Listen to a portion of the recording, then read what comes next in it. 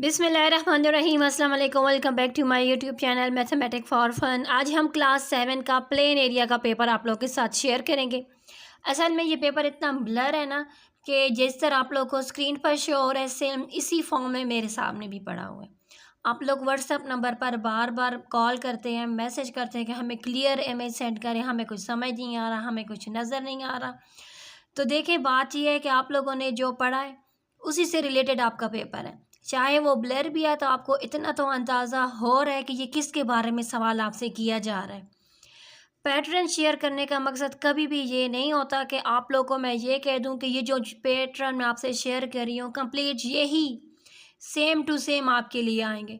हाँ, ये हो सकता है कि कुछ ना कुछ आपके लिए इससे मिलता जुलता या सेम यही हो, लेकिन हरगिज़ इसका ये मतलब नहीं होता कि आप लोग व्हाट्सएप नंबर पर कॉल्स पे कॉल स्टार्ट कर देते हैं कि क्या यही पेपर आएगा, क्या सेम हमारे यही क्वेश्चन आंसर होंगे।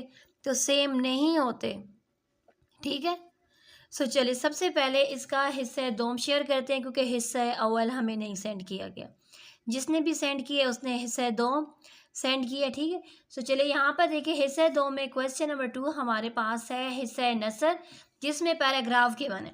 पैराग्राफ जो होते हैं वो आपकी बुक की रीडिंग से ही दिए गए होते हैं, तो आप लोग को ये पता चल जाएगा कि ये आपकी बुक का कौन से चैप्टर से गिवन है।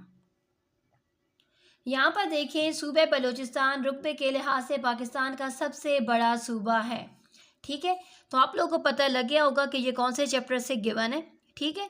सो चलिए अब हम इसमें चलते हैं इसके सवाल जवाब की तरफ। ये देखें आप लोगों को जिस तरीके से ये शो हो रहा है सेम इसी फॉर्म में है मेरे पास भी। अब हम इसके सवाल जवाब की तरफ आ जाते हैं। तो यहाँ पर हमारे पास है रुकबे के लिहाज से पाकिस्तान का सबसे बड़ा सूबा कौन सा है। तो वो तो हमें पता है वो बलूचिस्तान है, क्योंकि स्टार्टिंग में ही इसका स्टार्ट ही इस तरीके से गिवन है कि सूबा बलूचिस्तान रुकबे के लिहाज से पाकिस्तान का सबसे बड़ा सूबा है। बलोचियों की सवाल नंबर 2 इसमें है, बलोचियों की अहम औसाफ बयान करें। बलूचिस्तान में कौन सी ज़बान बोली जाती है? ज़ाहिर सी पता है बलूचिस्तान में बलोची ही बोली जाती है। सिबी मेले के मुतालिक 2 अहम मालूमात तहरीर करें, क्योंकि इस पैराग्राफ में आपके पास गिवन है, आपने इसी में से ही पढ़कर इसमें राइट करना है। नेक्स्ट हमारे पास है पाकिस्तान ने 1998 में एटमी धमाकों के लिए चगी के मकाम को क्यों मुंतखब किया। यानी क्वेश्चन नंबर 2 का ये जो पार्ट था हिस्सा नसर, ये हमारे पास था अलिफ। अब इसका बे पार्ट आप लोगों के साथ शेयर कर रही हूँ। बे पार्ट में हमारे पास है नज़म हज़रत इब्राहीम खलीलुल्लाह अलैहिस्सलाम का खुलासा लिखें। जो आपकी नज़म है उसी का खुलासा आपसे कहा गया लिखने का। देखिए मैं बार बार खुलासा एक्सप्लेन कर चुकी, क्योंकि अगर आप लोग को खुलासा याद नहीं हो रहा, क्योंकि बहुत सारे स्टूडेंट्स को याद नहीं भी होता, स्टेप टू स्टेप याद नहीं हो, तो आप कोशिश करें कि जब आपको क्लास आप लोगों ने जो तशरीह लिखी होती ना, फर्स्ट तशरीह से लेकर लास्ट तशरीह तक, यानी पहले शेर से लेकर आखिरी शेर तक जो जो पॉइंट आपके दिमाग में आ रहे हैं सीक्वेंस से स्टेप टू स्टेप आप उसको राइट कर दें, तो वो भी आपका खुलासा बन जाता है। अगर आपसे ये भी नहीं हो रहा, तौफीक नहीं हो रही, तो आप ऐसा करें कि अपना नज़म के जो सवाल जवाब होते हैं ना वो बड़े आसान होते हैं, तो आप पहले सवाल से लेकर आखिरी सवाल तक जितने भी उनके जवाब हैं उनके मेन पॉइंट्स को एक खुलासे की सूरत में राइट कर दें, ठीक है। यानी उसको इस तरीके से लेके कि वो कहानी की सूरत में आ जाए, खुलासे की सूरत, यानी एक जो वाक़या न बयान जो कर रहा है शायद उस सूरत में आप उसको राइट करें, तभी आपको नंबर्स कुछ ना कुछ तो मिल जाएंगे। कुछ ना होने से कुछ होना बेहतर है, ठीक है। तो आपको कुछ ना कुछ नंबर तो इतने मिल जाएंगे कि ज़ीरो से बेहतर होंगे। अब हम चलते हैं आगे। सो नेक्स्ट जो जीम है उस जीम पार्ट में क्या है, हिस्सा है शेर। यहाँ पर शेर के मन है, उन शेरों के अकॉर्डिंग यहाँ पर उन्होंने उसके सवालात दिए हुए हैं, ठीक है। सो 4 के जवाब आप लोगों ने देने हैं, यानी यहाँ पर जो क्वेश्चंस गिवन है इनमें से किसी के 4 के आप लोगों ने जवाब देने, जो आपको अच्छी तरीके से आते हैं। आप कोशिश करें कि आप सिर्फ और सिर्फ उन्हीं के आंसर्स करें। यानी पहला सवाल पहले पढ़ लेते हैं, फिर उसके बाद हम उनके शेर पढ़ेंगे। पहला सवाल जो कि जीम पार्ट में है, पहले शेर की तशरीह करें। शेर हमारे पास है, नज़र भी रख समाते भी रख, वो जान लेता है नियत भी, जो पता नहीं यहाँ पर क्या है, जो खाला शऊर में जगमगा रहा है वही खुदा है। आई थिंक ये नाज से गिवन है, ठीक है, क्योंकि जहाँ पर खुदा का जिक्र आता है वो क्या होता है, नाज से। ये शेर नाज से गिवन है, तो आपको इसकी तशरीह राइट करनी है। दूसरा सवाल है, दूसरे शेर में शायर ने हज़रत मोहम्मद ख़ातिमुन नबीन सल्लल्लाहु अलैहि वसल्लम के लिए क्या खिताबात कहे हैं। सो यहाँ पर देखिए, दूसरा शेर हमारे पास है, तेरी उम्मत क्यों ना पाए गैरुल उम्मत का खिताब, तू ही खैरुल बशर, तू ही खैरुल रसल, खैरुल नाम।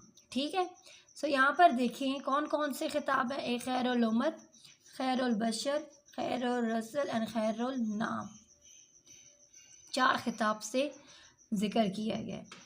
नेक्स्ट है, शाफ़े रोज़ो जज़ा और साकी कौसर का क्या मतलब है और इनसे क्या मुराद है। यानी यहाँ पर देखिए, शाफ़े रोज़े जज़ा और साकी कौसर है तू हबीब कब्रिया है, तू रसूलों का इमाम। ठीक है, नेक्स्ट हमारे पास है, चौथे शेर में शायर ने किन 2 अहम शोबों के मुतालिक बताया और उन शोबों से मुतालिक एक एक जुमला तहरीर करें। चौथा यहाँ पर क्या है, मेरे फ़ौजी जवानों जुर्रतों के निशान, मेरे अहले कलम अज़मतों की ज़बान। ठीक है, कौन से 2 ऐसे यहाँ पर कह रहे शोबे हैं, तो एक शोबा तो फ़ौज का कहा गया, फ़ौज के बारे में। दूसरा क्या है, अहले कलम के बारे में है। सही है, अब आपको जिस तरीके से टीचर ने समझाया होगा आपने उस तरीके से इसको राइट करना है। मेरी सरहदों पे पहरा है, ईमान का से क्या मुराद है। यानी ये जो 5वां शेर है, मेरी सरहदों पे पहरा ईमान का, मेरे शहर पे साया है कुरान का। ठीक है, अब आ जाते हैं दाल पाठ की तरफ।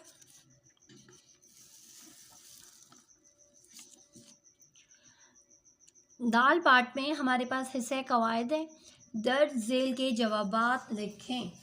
सो यहाँ पर देखें, इबारत में से 4 इसमें नकरा और 4 इसमें मुआरफा पहचान कर लिखें। जैसा कि आप लोग को पता है कि इसमें नकरा और इसमें मुआरफा में फ़र्क क्या है। ठीक है, जब आप लोग को फ़र्क पता है तो आप आसानी से इस पैराग्राफ में से राइट कर सकते हैं।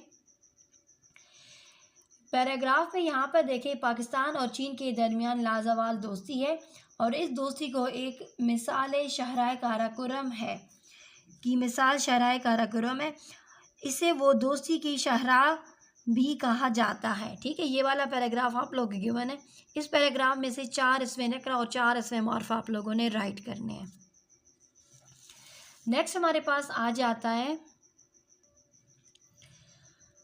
जैसे कि इसमें नकरा से मुराद वो आम नाम, ठीक है, यानी कॉमन, एंड इसमें मुआरफा से प्रॉपर नाउन। ठीक है, सो प्रॉपर यहाँ पर क्या होगा, पाकिस्तान हो गया, चीन हो गया, शहराई काराकोरम हो गया। ठीक है, नेक्स्ट यहाँ पर देखें, इसमें नकरा जो कि आम चीज़ के लिए यूज़ हो रहा है, तो वो हमारे पास आ जाएगा दोस्ती। नेक्स्ट आ जाएगा हमारे पास ज़िला, नहीं ये नहीं आएगा, सड़क आ जाएगा।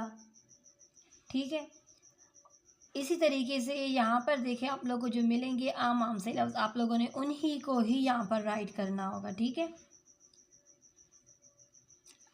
यहाँ पर देखिए, दरियाए सिंध हमारे पास क्या है, इसमें मुआरफा आप वो राइट कर देंगे। सो इसी तरीके से आप लोगों ने इनको राइट करना है। अब हम चलते हैं अपने नेक्स्ट सवाल की तरफ। यहाँ पर देखो क्या है, मुल्कों, यहाँ पर अगर किसी कंट्री का प्रॉपर नाम होता तो हम कहते ये इसमें मुआरफा है, लेकिन यहाँ पर मुल्कों इसमें नकरा है। दर्ज झेल अल्फाज को जुमलों में इस्तेमाल करें। यहाँ पर अल्फाज के बना जिनके जुमले बनाने हैं, तमाशे, शहीद, आराम, दहकान, दावा, तरसील। अब हम चलते हैं अपने नेक्स्ट हिस्से की तरफ। तो यहाँ पर देखें हिस्सा सोम आप लोगों को नज़र आ रहा है क्योंकि ये बिल्कुल क्लियर था, ठीक है। सो ये बिल्कुल भी ब्लर नहीं था, इसलिए इसका प्रिंट आप लोग को वाज़ेह नज़र आ रहा है। सो यहाँ पर देखें, आप देख सकते होंगे कि हिस्सा सोम 25 मार्क्स का है और इसके जो क्वेश्चन नंबर 3 है वो हमारे पास है। हमारे पास यहाँ पर 2 टॉपिक्स गिवन है जिनमें से किसी एक टॉपिक पर आप लोगों ने मजमून राइट करना है। सो मेरे ख्याल से वक्त की पाबंदी का जो टॉपिक है वो बहुत ही आसान है, क्योंकि ये वक्त की पाबंदी के बारे में जो मजमून है या जो सबक में हमसे देखें, इस्लामियात में भी वक्त की पाबंदी का जिक्र होता है, उर्दू में भी वक्त की पाबंदी का जिक्र होता है। हम क्लास 2, 3, 4 टिल नाउ अब तक हम वक्त की पाबंदी के बारे में पढ़ रहे हैं, ठीक है। अगर आपको कोई सा इन दोनों में से अगर अच्छे तरीके से अगर जो भी याद है तो आप राइट कर सकते, अगर कोई नहीं भी याद ना तो वक्त की पाबंदी बड़ा आसान है उन स्टूडेंट के लिए जो मजमून नहीं याद करते। इसलिए क्योंकि क्लास 2, 3, 4, 5, 6, 7 तक आप लोग वक्त की पाबंदी के बारे में पढ़ रहे हैं, उर्दू में भी, इंग्लिश में भी, यानी इस्लाम में भी हमें यही वक्त की पाबंदी के बारे में बताया गया। घर में भी पेरेंट्स आप लोगों को वक्त की पाबंदी के बताते हैं, टीचर्स भी बताते हैं, फ्रेंड्स की भी बताते हैं। तो इसलिए वक्त की पाबंदी का जो मजमून है बहुत ही आसान है, ठीक है। नेक्स्ट यहाँ पर देखें, दर्ज झेल इबारत का तखल्लुस कीजिए और उन्वान तहरीर कीजिए।